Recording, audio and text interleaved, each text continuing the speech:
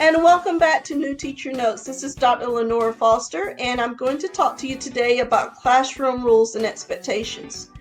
Before you get started on writing your rules and expectations, you want to first of all take note of what the principal or assistant principals are mentioning during teacher work week about student behavior in the building.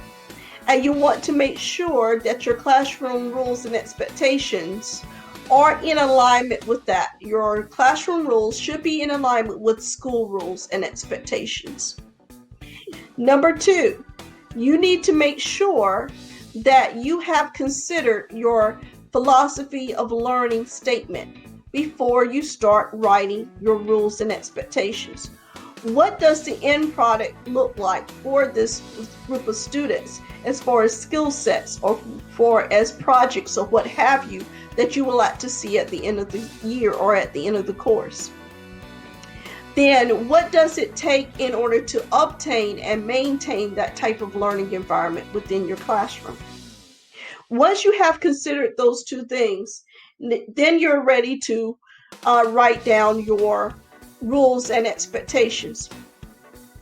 Here's some few tips. Number 1, keep your list of rules and expectations short. I tell my mentee teachers, try to keep it between 5 to 7 rules. If you have more than that, then it tends to get, as I like to tell my students, lost in the applesauce. Such as, what was number 19? I don't remember number 19. You remember number 9? Or was that number 12? It kind of gets lost there. So if you keep the rules short and sweet, it's easy for you to remember and it's easy for them to remember. The next thing is consolidate some of your rules. For example, if your rule or expectation is students are expected to be prompt, that will encompass not only are they expected to be prompt to class, they're expected to be on time to class, but they're also expected to turn in their assignments on time. So that one rule, that one expectations encompass multiple things. Also, you want to have a list of consequences. Now, mind you, your list of expectations and rules are considered minor classroom management issues. Okay? So Susie is talking out of turn. Johnny is distracting this person. This other person is chewing gum. This other person did not turn this in on time. Jennifer is taught back to you. Those type things. Those are considered minor classroom infractions. If that is the case, you need to have a list of clearly stated consequences, and you need to consistently enforce them. Consistently enforce them. The first step is a verbal warning. The second step is a teacher-student conference. Now that may mean I go to the student desk and I have a 5-inch voice with the student and I tell them the behavior, specifically the behavior I want to see changing. Or it may be I step out in the hallway with them for a few seconds because you still need to monitor the students inside and tell them this is specifically the behavior that I need to see change. What is going on here? Let them tell you quickly, this is the behavior, this is our plan for this not to happen again. The third infraction is a parental contact. That means it may mean face-to-face, it may mean email to the parent, it may mean a phone call. The fourth time it happens is an office referral.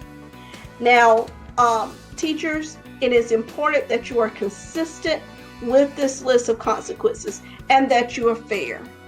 You're consistent and you're fair. Students are really watching you, especially during the golden hour of education that I mentioned in an earlier video. Students are watching and they're listening, even if they're not the one doing the infraction, to see if you are going to be consistent. Today you were strict, tomorrow you're laid back. The next day you're laid back, the next day you're really upset and frustrated, so you're strict again.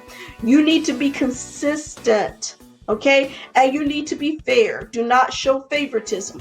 Do not give one student the benefit of the doubt and the other student you come down on as though it's the end of the times. Okay, so you want to be fair with that. With that being said, and kind of leads in, it's just good to have a healthy dose of compassion.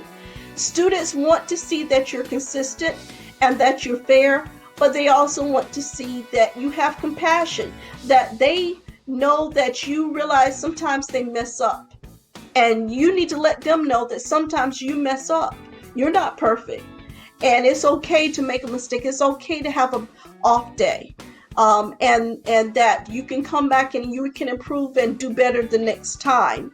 But with that being said, the key word there is healthy, a healthy dose. You don't want to be an enabler to bad behavior, and neither do you want to really be too harsh on the student.